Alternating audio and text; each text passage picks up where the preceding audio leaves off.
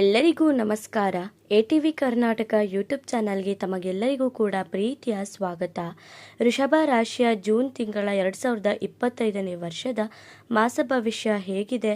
ವೃಷಭ ರಾಶಿಯವರಿಗೆ ಜೂನ್ ತಿಂಗಳಲ್ಲಿ ಯಾವೆಲ್ಲ ಶುಭ ಫಲಗಳು ದೊರೆಯಲಿದೆ, ಯಾವೆಲ್ಲ ಅಶುಭ ಫಲಗಳು ಬರಲಿದೆ, ಆ ಅಶುಭ ಫಲಗಳಿಗೆ ಪರಿಹಾರಗಳೇನು ಎಂಬುದರ ಬಗ್ಗೆ ಈ ವಿಡಿಯೋದಲ್ಲಿ ನಾನು ನಿಮಗೆ ಹೇಳ್ತೀನಿ. ಈ ವಿಡಿಯೋನ ಸ್ಕಿಪ್ ಮಾಡದೆ ಕೊನೆವರೆಗೂ ನೋಡಿ. ವೃಷಭ ರಾಶಿಯವರಿಗೆ ಜೂನ್ ತಿಂಗಳು ತುಂಬಾ ಅದೃಷ್ಟದಾಯಕವಾದ ತಿಂಗಳು ಅಂತ ಹೇಳಿದರೆ ತಪ್ಪಾಗಲ್ಲ. ಹಾಗಾದರೆ ಜೂನ್ ತಿಂಗಳಲ್ಲಿ ವೃಷಭ ರಾಶಿಯವರ ಜೀವನ ಹೇಗಿರುತ್ತೆ? ವೃಷಭ ರಾಶಿಯವರ ಜೂನ್ ತಿಂಗಳಲ್ಲಿ 90% ಅದ್ಭುತವಾದ ಜೀವನವನ್ನು ಸಾಗಿಸ್ತಾರೆ. ಹಾಗಾದರೆ ಅವುಗಳ ಫಲಾನುಫಲಗಳೇನು ಎಂಬುದರ ಬಗ್ಗೆ ಈ ವಿಡಿಯೋದಲ್ಲಿ ನೋಡೋಣ.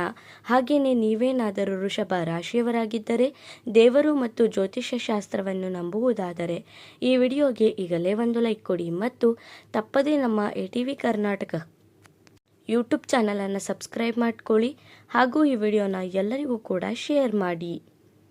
ವೃಷಭ ರಾಶಿಯ ಜೂನ್ ತಿಂಗಳ 2025ನೇ ವರ್ಷದ ಮಾಸ ಭವಿಷ್ಯದಲ್ಲಿ ಮೊದಲಿಗೆ ಶುಭ ಫಲಗಳ ಬಗ್ಗೆ ನೋಡೋಣ.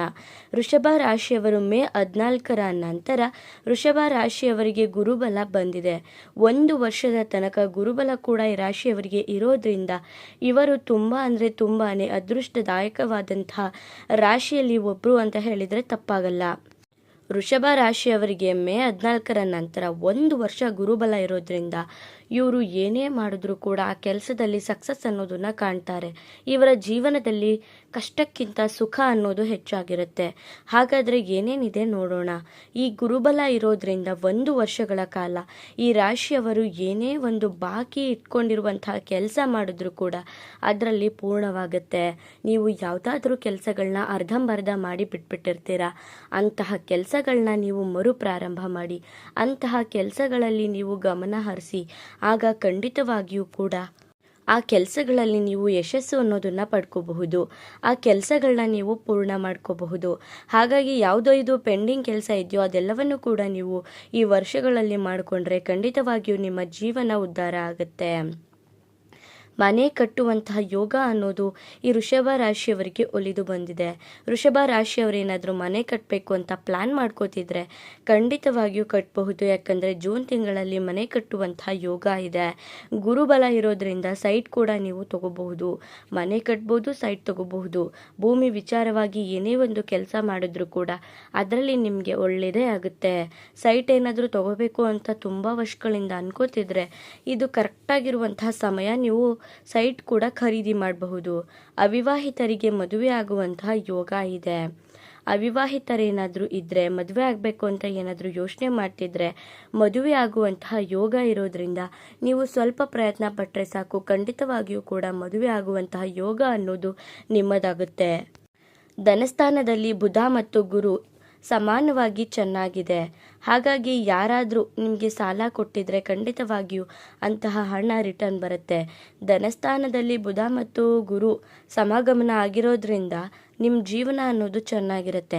ನೀವು ಯಾರಿಗಾದ್ರೂ ಸಾಲ ಕೊಟ್ಬಿಟ್ಟಿರ್ತೀರ, ಆ ಸಾಲನ ಅವರು ರಿಟರ್ನ್ ಕೊಡದೆ ಚೆನ್ನಾಗಿ ಆಟಾಡಿಸ್ತಿರ್ತಾರೆ ನಿಮಗೆ. ಅಂತಹ ಹಣ ಅನ್ನೋದು ನಿಮಗೆ ರಿಟರ್ನ್ ಬರುತ್ತೆ. ಹಾಗಾಗಿ ನಿಮಗೆ ನೀವು ಊಹೆನೆ ಮಾಡದೇ ಇರೋ ಥರ ಹಣ ಅನ್ನೋದನ್ನು ನೀವು ಸಂಪಾದನೆ ಮಾಡ್ಕೋತೀರಾ. ಶನಿ ಲಾಭಸ್ಥಾನದಲ್ಲಿ ಇರೋದ್ರಿಂದ ಎಲ್ಲ ಕೆಲಸಗಳಲ್ಲೂ ಕೂಡ ಸಕ್ಸಸ್ ಕಾಣ್ತೀರಾ.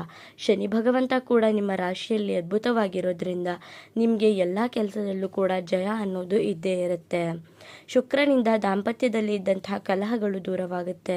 ಶುಕ್ರ ಗ್ರಹದಿಂದ ಜೂನ್ ತಿಂಗಳಲ್ಲಿ ನಿಮ್ಮ ಗಂಡ ಹೆಂಡತಿ ನಡುವೆ ಯಾವಾಗಲೂ ಜಗಳಗಳು ಕಿರಿಕಿರಿಗಳು ಇದ್ದರೆ ಅನ್ಯೋನ್ಯವಾಗಿ ನೀವು ಸಾಮರಸ್ಯದಿಂದ ಜೀವನನ ನೀವು ಮಾಡ್ತಿರ್ತೀರಾ.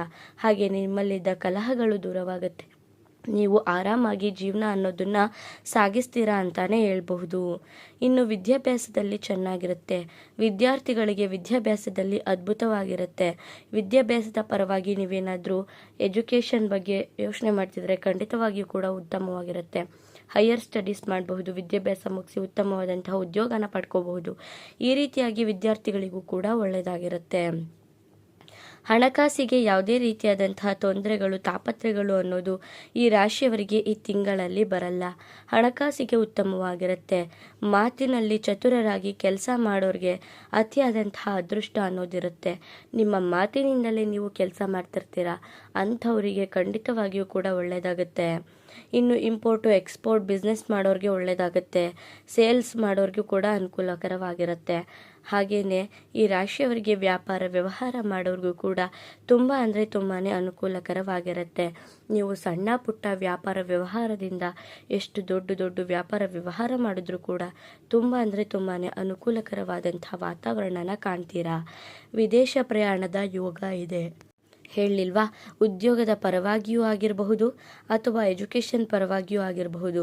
ವಿದೇಶಕ್ಕೆ ಹೋಗಬೇಕು ಅಂತ ಏನಾದರೂ ಪ್ಲ್ಯಾನ್ ಮಾಡ್ತಿದ್ರೆ, ವಿದ್ಯಾರ್ಥಿಗಳು ಹೈಯರ್ ಸ್ಟಡಿ ಮಾಡೋಕ್ಕೆ ವಿದೇಶದಲ್ಲಿ ಮಾಡಬೇಕು ಅಂತ ಅಂದ್ಕೊಂಡಿದ್ರು ಕೂಡ ವೃಷಭ ರಾಶಿಯ ವಿದ್ಯಾರ್ಥಿಗಳು ಹೋಗಬಹುದು. ನೋಡಿದ್ರಲ್ಲ, ವೃಷಭ ರಾಶಿಯವರಿಗೆ ಮೇ 14ರ ನಂತರ ಗುರುಬಲ ಕೂಡ ಬಂದಿದೆ, ಹಾಗೆಯೇ ಶನಿ ಬಲ ಕೂಡ ಇದೆ. ಹಾಗಾಗಿ ಈ ರಾಶಿಯವರು ತುಂಬ ಉತ್ತುಂಗಕ್ಕೆ ಏರ್ತಾರೆ ಅಂತಾನೆ ಹೇಳ್ತೀನಿ. ಈ ರಾಶಿಯವರಿಗೆ ಸೋಲು ಅನ್ನೋದು ಬರೋದು ತೀರಾ ಕಡಿಮೆ. 2025ನೇ ವರ್ಷದಲ್ಲಿ ಅದೃಷ್ಟವಂತ ರಾಶಿ ಅಂತ ಇದ್ದರೆ ಅದು ವೃಷಭ ರಾಶಿಯವರು ಮಾತ್ರ.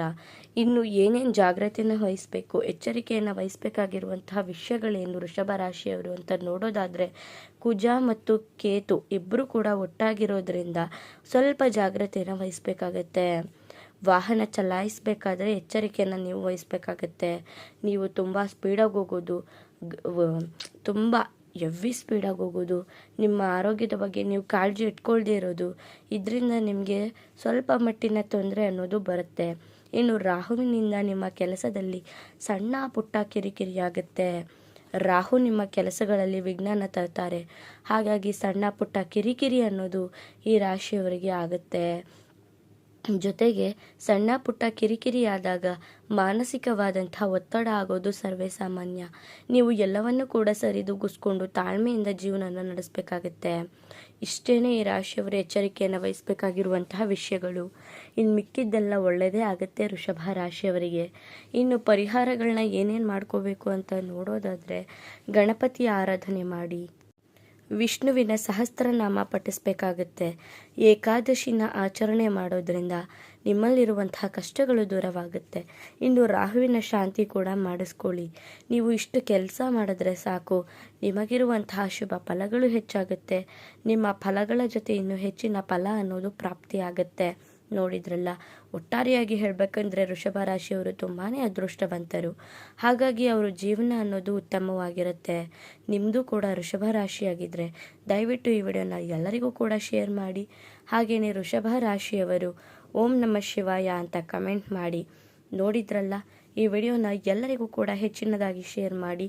ಮುಂದಿನ ಹೊಸ ಹೊಸ ವಿಡಿಯೋಗಳ ಜೊತೆ ಸಿಗ್ತೀನಿ. ಅಲ್ಲಿವರೆಗೂ ನೋಡ್ತಾ ಇರಿ ನಮ್ಮ ಚಾನಲ್. ಧನ್ಯವಾದಗಳು.